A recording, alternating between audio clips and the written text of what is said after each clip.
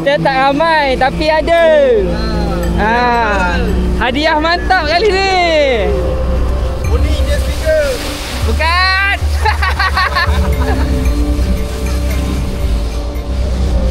Mana satu kelong dia? Kita kelong. Pancing dapat baru.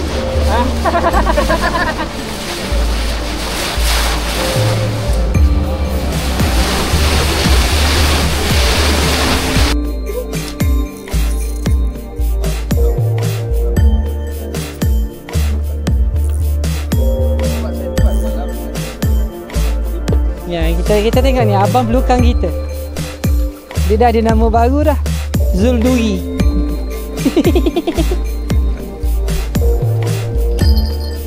Dalam lagi. Enjin baru lah. Enjin baru lah. Tani lah. Tani je lama. Takkan abang nak ayuh mana?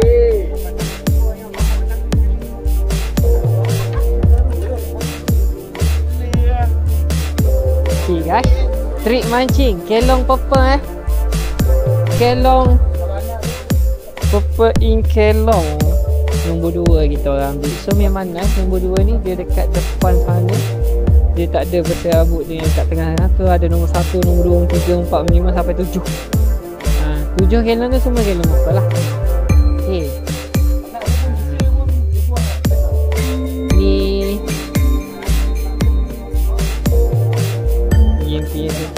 Apa tu?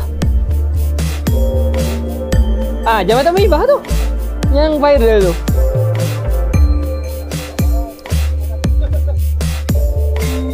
Santai guys, kelong luas guys. Mantap. Kita tengok apa yang dia dapat Weh, ni pari ni confirm. Tak pari batu.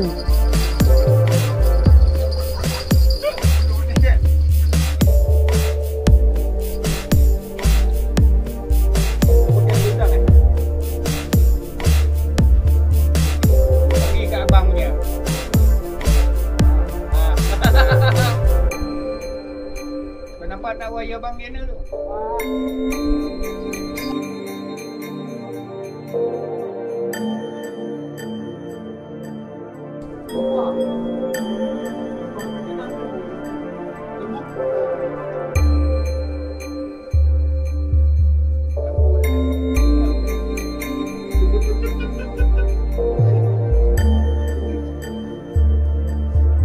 Berat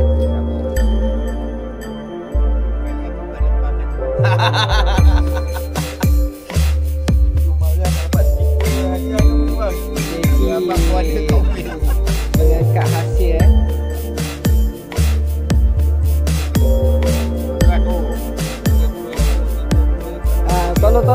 Tolong Zul.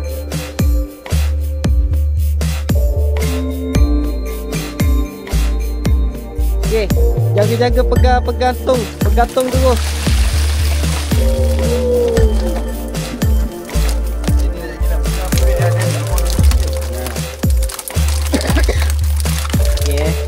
Hasil dia. Kalau kau banyak lagi penutup malam dia orang buang ni Sebab sama juga penuh melompat juga kita buang lah sikit. Sesi pengagihan lah. Tak pernah ambil je. Mantap ni semua asam pedas ni.